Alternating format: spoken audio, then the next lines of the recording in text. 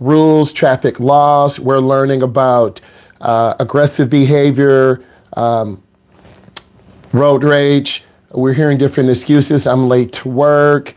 I was passing a car. The officer's very consistent in his approach, and they're not trying to trap people. They're simply trying to do their job. And that's what I need you to remember as we slide into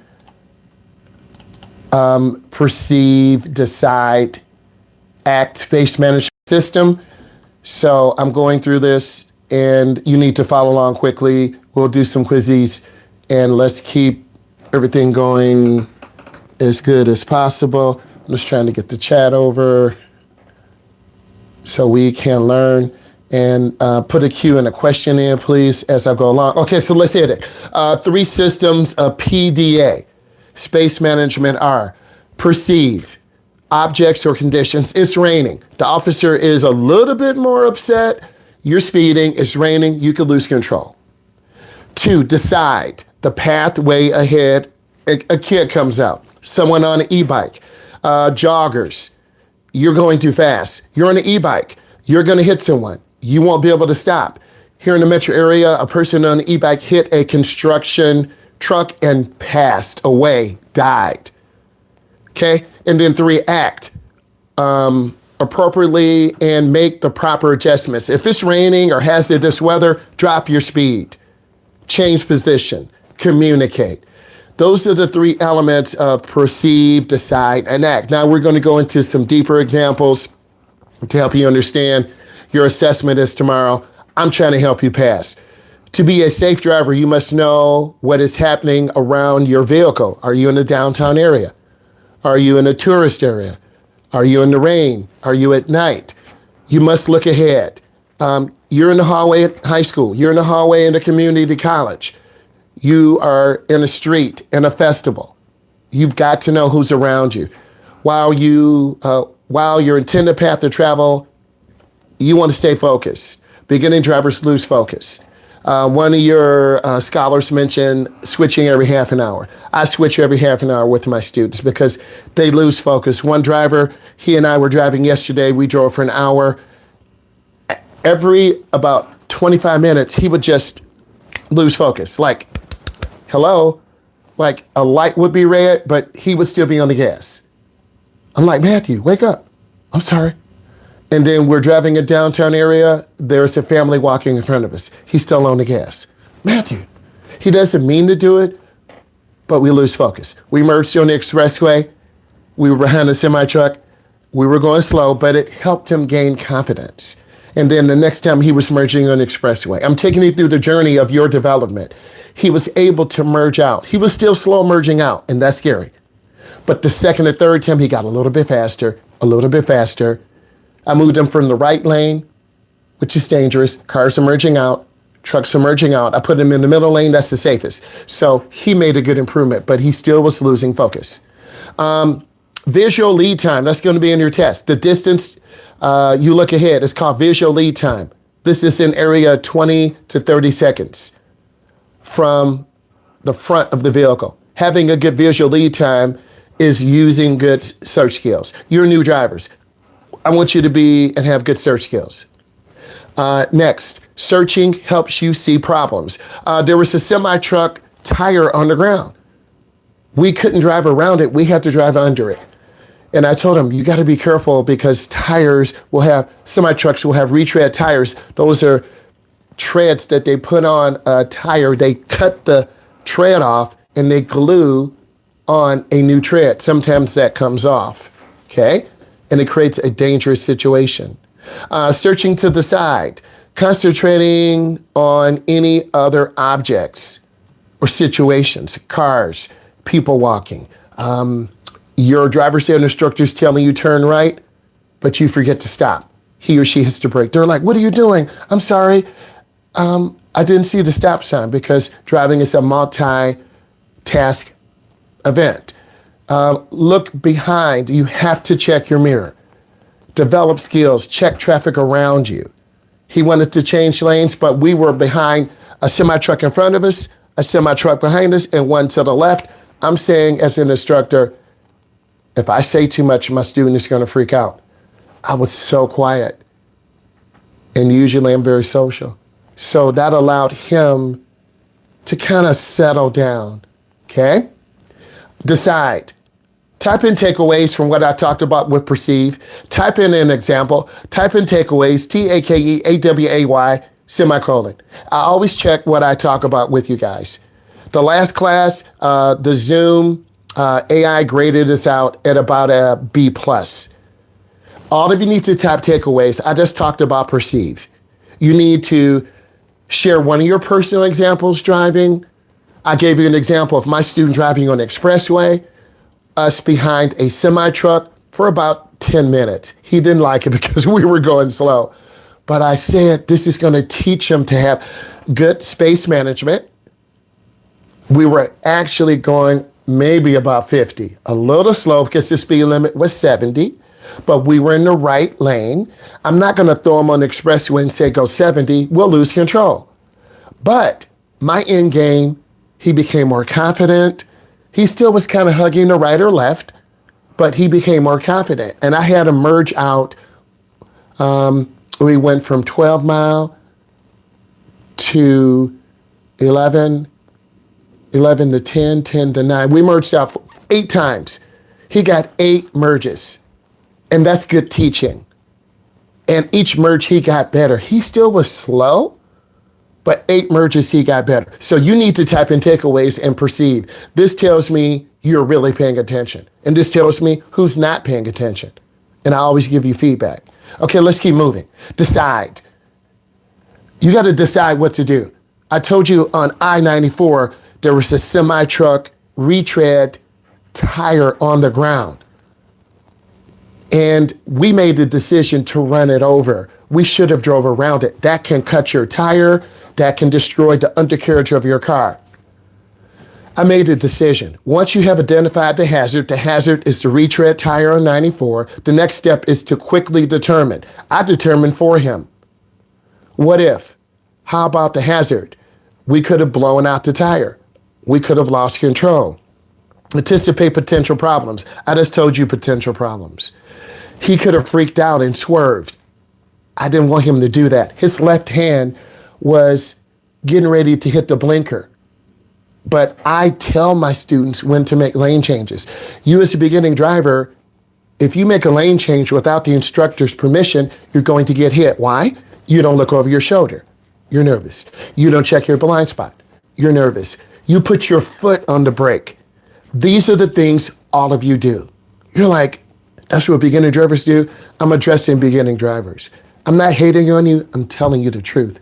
And if you want to get better, you'll lean into your instructor. You'll lean into your coach. You'll lean into your parent. If you don't want to get better, you'll make excuses. You must leave time. We had time to react. I made sure that he did not tailgate. We had at least 4 cars from the semi-truck. I mean, cars were passing us. And I know he was like, oh my God, why is he having me go so slow? But I taught him, okay? You must leave yourself time for a dangerous situation. As soon as you identify an object, condition, or area, he wanted to tailgate the semi-truck. His vision became blocked. A car cut us off. Aggressive driving. Tailgated the semi-truck. Cut between another semi-truck. I said, Matthew, you see this car? They are road raging. They are aggressive. He's like, yes, I see it. We can't do that. You may have to change your speed or lane positioning, increase your visibility. Our lesson yesterday was about visibility. Many driving situations offer limited choices. We had limited choices, guys. If I come up to where you live, 2-lane roads, 200 people, 300 people, 50 people from New York, from Florida, from Texas, from Indiana, coming up into a really small town where you guys live. It's dangerous. They don't know the rules. They do know the rules, but they're not yielding. They're trying to get to the next tourist spot to get a picture, and they're speeding through your town. They're not yielding at the crosswalk. You're just going in for breakfast before class starts. So people who live in small towns, outsiders don't respect the speed limit. They're going to park anywhere they want. Businesses love outsiders because they're spending money. People who live there, they leave trash, they're loud, and they tear up the area. So type in takeaways from what I talked about decide. I gave you a real life example. We're taking our time. Whatever we cover is what we cover. Most of you would do well on the test tomorrow. Realistically, I'm an educator. Some of you have studied from day one. Some of you don't study. If you fail your test, it's because you didn't put in the work. The company knows how I move. They know what I teach. From day one, I evaluated myself and you. The biggest thing that is noted in the AI summary is that this is a lot of work. I'm not going to apologize for that. I told you day 1, day 2, day 3, you're going to be overwhelmed. If you don't read, don't like reading, you're barely going to pass. So I won't apologize for having higher level work to make you good drivers. That's the only critical thing you could say. This is too much work. I'm going to the next while you put in your information. Okay, takeaways about decide. I'm going to talk about selecting the best path of travel. Which path offers maximum visibility? I had my students stay behind the semi-truck 5 cars away. Which plan provides the clear space ahead? After he merged on and off the freeway 4 times, I put him in the middle lane. I said, you graduated. He's like, yes. I said, yes. Now we can see traffic to the left doing 70, 80, 90. Sunrise Police Department getting pulled over. We weren't in the right lane, slow moving cars. He could see more, but he had to pick up his speed. He struggled. And I saw cars veering to the left, veering to the right because he's too slow. So this tells me maybe I should put him back in the slow lane, but his emojis would cry. But he had to learn to deal with traffic. That's like some of you said, well, it was easy the first drive. We were in a small downtown area, 25 miles an hour, 30. That's not real life driving. That's for the first couple of drives. When someone from Texas pulls you over to a parking spot or delivery truck cuts you off. Now let's get you on the main road in town. Okay? Let's get you on a county road. Next, which path provides the smoothest flow of traffic? The middle lane. My student graduated to the middle lane. Which path provides the best? The middle lane. Today when we drive, I'm gonna put him in the left lane. He's gotta keep up his speed. And if he can't keep up his speed, I'm putting him back in the middle lane. I'm glad I took my time with my student driver, teen or adult. And you can use this story to help you. Act. Adjust your speed according to accelerating, slowing, or stopping. You're in your downtown area, you're going slow. People are shopping. They're taking selfies. They're eating. They have a mocha latte. Adjust your position and or direction. Stay in the middle path. Communicate. Look at people. Use your horn if necessary. It says it right here. Communicate your presence and intentions with lights and or horn. Adjust your speed. A reasonable and proper speed for any set of conditions. The Sunrise to Police Department, we were looking at this video. People are going 72 in a 45 in the rain. Of course you're going to get a ticket and the officer's going to be mad. We don't care that you are late to your job and you're about to be fired. That's a personal problem. But if we were officers, we would probably do the same thing. But I thought the officer was going to give the gentleman a break for a moment. But then he said, well, he can show his boss why he was late. Okay? Deacceleration. At times, your action will have you decide to slow down. Acceleration, at times, it will have you speed up. Don't worry, I'm going to ask you questions. Adjusting your speed and position. A greater chance of direction might require lane change. Oversteering can cause you to lose control. One of your scholars said, I went into the turn too fast. I almost hit the curb. That was an honest reflection. Thank you, scholar. If you go into your turn too fast, you're going to crash, hit the curb, lose control, hit a pedestrian. That's normal. On an expressway, if you're going too fast, centrifugal force will pull us out to the left. We're going to hit the wall. My student didn't have to worry about that because I had him following a semi-truck. He was mad at me, but it was okay. Next, communicate your intentions. Please type in takeaway. I'm almost done with this. Okay, we're going to hit defensive driving, traffic environment. I'm going to hit you with a quizzing next. You should be putting in takeaway, okay? Defensive driving. Every driver should develop a proactive driving approach intended to avoid potential conflicts before they materialize. You're probably saying, what does this mean? A semi-truck, a car speeding, a car going really slow. You, in the way of 3 semi-trucks, get out of their way. PDA method is one of the primary tools used by proactive drivers. We are proactive drivers. If you want to be a good driver, you need to listen to this. If you don't care, you'll say, I'm bored, I'm tired, but you're going to be driving. And someone from New York or Texas or Wyoming is going to walk in front of you. Your light is going to turn green and 5 pedestrians walk out in front. You can't do anything. And then you get mad and honk the horn, I will have a problem with you. Yes, the pedestrians were wrong. Yes, you'll be wrong if you run a yellow light. And then your instructor will hit that brake. So you're starting to understand we're trying to protect, and let's flip it. You're that pedestrian.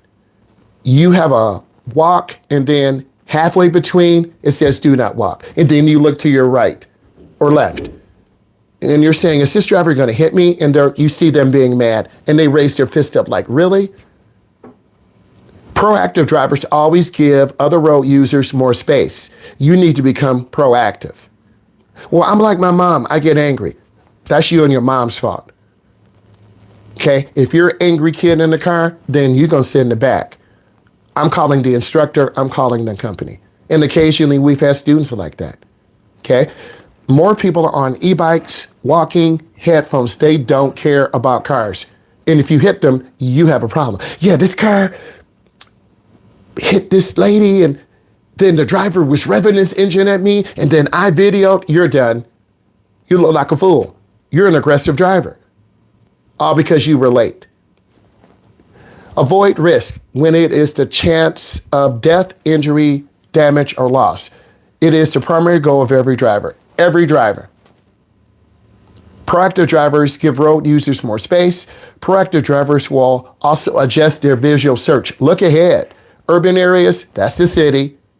The driver's visual search pattern has to quickly focus to vehicles and the overabundance of potential hazards.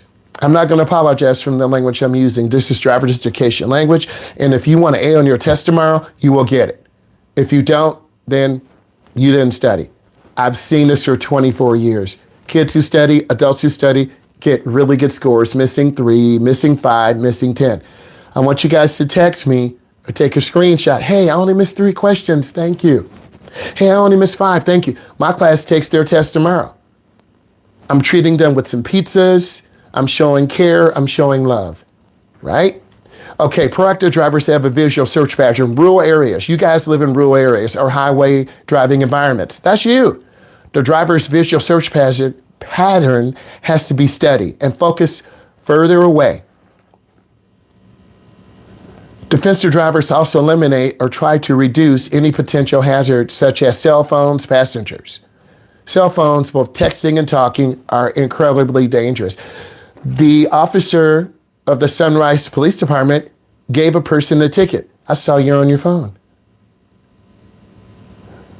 I was looking at a video. A reporter was driving her husband's car. She was on her phone. When the officer saw her, she was on her phone when the officer pulled her over. I don't think the officer gave her a ticket, but the officer has that discretion. Please type in what you learned from defensive driving. Your takeaway. This is your review. Type in what you learned from defensive driving. Takeaway. Give me a personal example. I told you my personal example of my student getting off of the expressway on 9 Mile. The speed limit is now 35. We were traveling at 70. He is velocitized. If you don't know what velocitize is, you need to look it up. It's going to be in your assessment tomorrow. He was going really fast. I'm like, slow down, you're on the main road. Oh, okay. So it took him a moment to reorientate himself. That's how police catch drivers. You're on an expressway, you're on 75, you're on 94, you're on I-80, you're doing 70, you get off the freeway, it's 20 miles an hour. You do 50. That's a huge ticket. Low traffic driving environments. Children running out in the street, you need to be aware. Pedestrians entering the roadway. Guys, you should be putting in your information. I'm one ahead of you. Yes, we already have a quizzy on this. Yes, I'm gonna hit you with a quizzy next.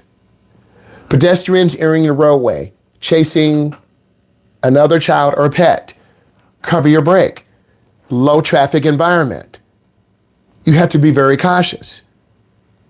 And for an instructor like myself, if you don't look around, I'm saying this kid is dangerous. This adult is dangerous. And then I'm marking you down. And then when you see evaluation, you're upset, you're crying, you're sad. Why did I get all zeros? You're driving too fast in the downtown area. What? I had to hit the brake. You almost hit a family. I had to hit the brake. A dog ran out. And then you're really upset. And then you call corporate and say, I want a different instructor. Pedestrians entering a roadway chasing a child or pet. Cover your brake. A vehicle unexpectedly backing out of a driveway onto the road. You swerve to the left and almost get hit. An object like a ball or a toy entering the roadway. These are things you need to know. I'm trying to do a good job. I'm just overwhelmed. Can I take a break? Well, you still made these dangerous errors. You're going to pull over. One of your scholars said, well, I was really overwhelmed. Take a break. I'm sitting you in the back. And then I'm around in the report. The student was overwhelmed, not yielding for pedestrians. You just hate me. No, I don't hate you. You're driving dangerous. So some kids or adults want to argue. This is why I'm always clear. The company knows how I roll. I'm not going to lie to you. I know your parents are listening. I know corporate is listening. I know the state is listening. I'm covering this information. I'm doing my job. You already seen the video. I don't have to show you videos, but I want to give you insight. Let's keep moving. Residential driving. Drivers have to be very aware of parked vehicles. If space on the side of the road in a residential area, the vehicle should never block a fire hydrant or access to an emergency. Don't block fire hydrants. Rural driving. Animals unexpectedly pop out. Deer, moose. Vehicles unexpectedly enter the roadway from a hidden side street. You live on a beautiful country road. You have 25 acres. That's beautiful, but that's a lot of work. You got to cut that grass. You got to maintain it. It's work. Your parents are getting older. You're getting ready to go to college. Mom, Dad, the place looks bad. What do you mean? You don't do anything anymore. You just graduated. Oh, yeah, you're right. Mom and Dad, when are you going to sell it? I'm not. It's Granddad's property. It's going to be yours one day. Oh, you're right. Poor road conditions. The county does not maintain roads. They're bad potholes. They don't grade dirt roads. Lack of ability to properly scan. Curves, hills. You have more curves and hills up there in your rural area. The drivers should position their vehicle on the right side of the lane. Rural driving includes unpaved roads, shoulders. A lot of my students have driven off the road because they hugged the right and will fall down in the ditch. This is more my area. Pedestrians unexpectedly walk out. Vehicles abruptly enter the road. Roadway users deciding to park on the side of the street without providing proper notice to the desired maneuver. Use your brake, use your blinker. Drivers exiting. Unexpected traffic lights. Type in what you learned, please. Takeaway. I'm going to hit you with a quizzy right now. Takeaway. Type what you learned. If this is too much for you, I'm not going to apologize. You have to read it. Most of you will do well. Some of you will get 3 or 4 wrong on your test tomorrow. Some of you will get 13 wrong, 15 wrong, 17 wrong, 20 wrong, almost failing, because it's a bell-shaped curve. I'm an educator. Most of the class will be in the middle, missing about 9 or 12 questions. Some of the class, You'll have 2 or 3 outliers. You only missed 2. Yeah, I listened to what he said. I took good notes. Bryce. So at the end of the class, can you help me schedule 3 more drives? What you're going to do? When is your last drive? I have 2 drives scheduled, one for the July 12th, one for July 19th. So here's what I want you to do, because time is precious. You have to text me and put it together right now. You text me your name. Obviously, I gave you guys my number the first day of class. You can't say that. It's on tape. You text me. You tell me how many drives you need. What's the date of your last drive? Because after today, class is over. So you have to communicate that to me so I can. And then also, there's going to be an instructor there. So don't panic. But also, I'm giving you a pathway. So any of you, please listen, any of you who need additional drives, you tell me the date of your last drive. You tell me how many drives you need. I'll get a list together. I'll email my boss. And then whoever gives you your test, they will know who needs drives. It's all about communication, guys. So I'll say it again. If you need additional drives, state law requires 6. You email me. Well, you text me. You tell me, hey, this is my date of my last drive. I need 3 more. I need 2 more. I need 1 more. And we communicate.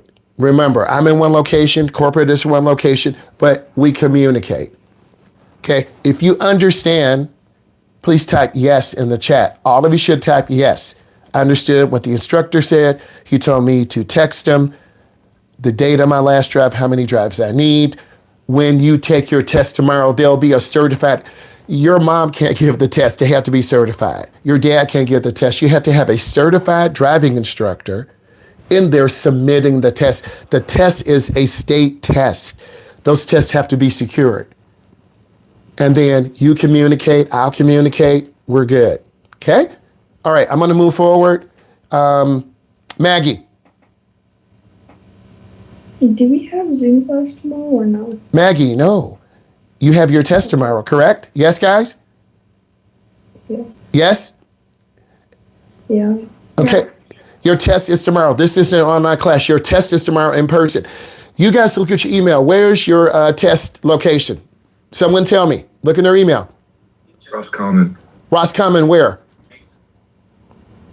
Ooh, I didn't check that. You guys look, because some of you would say, hey, I'm here at Zoom. You're not letting me in. Class is over. So this is why always speak truth and love. Guys, where's your test location? Look in your email. Someone cut and paste. Roscommon County Commission. McKenna, can you highlight that, cut and paste it, put it in the chat for us? Yeah. So people know, is there an address? Is there a room? Mom looked it up though, and it said that the place was in Prudentville. Oh, sound like we confused. McKenna, what does this say in your email? Take your time. Sorry. It's okay. Don't be sorry. Slow. Girl, it's okay. I move slow too until I have my coffee. Do you want me to say the address? I'll type it while I want you to, can you highlight it and cut and paste it and put it in the chat for us? Yeah. Do that. And then all of you need to take a screenshot. We don't want to have you showing up at the wrong place. That would be bad. That makes you look bad, the company look bad, and then I'm worried about you. Okay? So McKenna is going to cut and paste the address, location. Your test is tomorrow, 8 to 10 in the morning. You have 2 hours to take it. There are 80 questions on your test. Because I'm teaching 2 classes, one at your location. They changed it to 12 to 2. Okay, can you, because the instructor had to have hip replacement surgery, can you put, all of you got that email, right? Yes? Yes. Because corporate has an email source. I see McKenna putting it in. McKenna, what time? Hold on. My mom actually sent me I like a it. screenshot because they changed the time. They did because the instructor had to have hip surgery, and they changed Yeah, it. it's 12 to 2. 12 to 2, guys. So I'm going to, McKenna, you get the credit. Thank you, Jax. I'm going to paste this in. McKenna, I copy it off of you. You getting the credit. And I'm going to put 12 to 2. So let's review. It's on video. And we all work together. 1015 Short Drive, Suite 4. That's a funny name. Pruitonville, Michigan, 48651. 12 to 2. All of you have it. Now you know. We're good. I want to thank the team. Okay? And again, they will be an instructor there. I will call my boss in between sessions. Hey, we have a group of drivers that need additional. Don't worry. The instructor on site will schedule drives. Okay? Thank you. All right. Let's hit a couple quizzes. And let's get you test prepped and ready to go. All right. Guys, it's all about communication. That's what the most important thing is. And if you like this type of content and you want to lean into driving, and this is your masterclass where you can sit back on your TV, on your smart device, and we're chilled, subscribe. You're going to learn so much. I want to say thank you. Bye, guys.